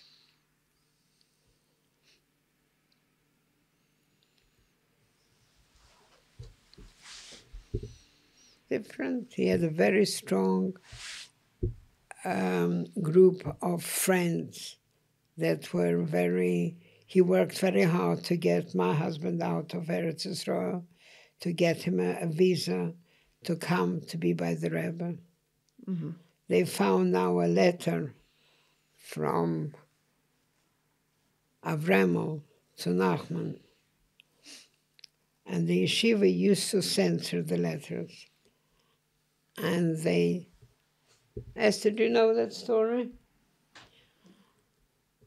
It was sent to Kessel. They had to send the letters were sent to, what's his name? Shlomo Chaim. Right. And somebody used to check the letters, and they kept it and say, you must not pass it on to Nachman, because your grandfather wrote the whole story of the people who were giving the Rebbe trouble. Mm. And it's too dangerous for Nachman to know what's going on there. And yeah, a lot of things. Yeah, there's a lot of things, and the Rebbe said about your father, you can get through where other people can't because you're small. The window was blocked. But anyhow, yeah, there's so much to talk about. There's so much history that I heard today, and so much history that sadly not going to hear today. But it's. I don't know. I hope I for me answered you. What? Well, I'll tell you. For me, it's a feeling of connection. I didn't even know that Zadie Bentzi lived here for. I mean, I guess I should. Well, my mother died. He moved in, but I didn't know you lived in the same house. Yeah. Yeah, so it's always something to sit in the same room, sit in the same place. That's why I thought we'll sit in this room. Yeah, it's a good idea. It's a good idea, and to connect to someone and to hear, it may be at the risk of sounding a little bit overly dramatic, but for what I learned today was about my great-grandparents, the people, and especially my great-grandfather, the man. I'd heard a lot about them from a distance, but now I heard about them from a little bit more up close, and yeah, that means a lot. At the end of the day, I owe them my life, like I owe all my great-grandparents. I owe them a lot, and it's important for me to know where I come from.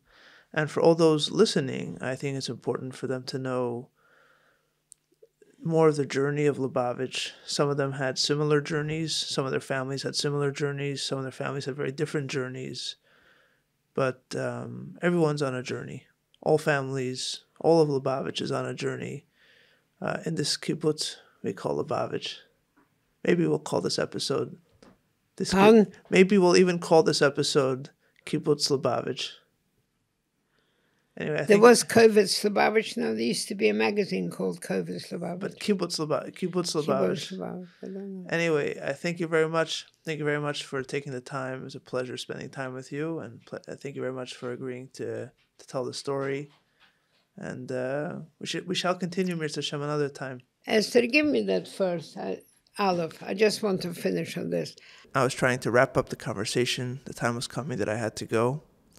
But my great aunt, Mrs. Sudak, told me she wanted to show me something in Likutei Sichos. After she shared the Sikha with me, she said some things that were very personal, and in some ways the most important things that she told me from the course of our conversation. Yeah. Im Loben Garti, it says, der Perush is im Loben Garti, is as alle Inyonim verloben Haorami, alle Gashmis dike Sachen, Sher, Chamer, Zein, Be'eved, Be'shivcha, seinen bei ihm gewinn mehr nicht wie Garti, Gerus, a fremde Sach. Sie ist nicht sein Inyon. So it didn't affect, it didn't hurt, it didn't excite. You don't get excited. It's not you mustn't get excited. Right. There is something else. Yeah? Sein Heim ist die Neshama von seinen Jönen von Teira Mitzvahs. Und die alle Gashmidige Sachen, da mehr nicht wie Geros. Und das ist was sagt weiter in Sedra, bei jedem Leu Bayes und Mekneo also Sukkos. So, Mekneo means his possessions, is Sukkos, temporary. But for his neshama things is Bayes. We came to London, and Nachman had to build Lubavitch house. Right. So for the Lubavitch house, only the best materials is used there. That building will never break. The bricks are the bricks which one uses on the most important buildings,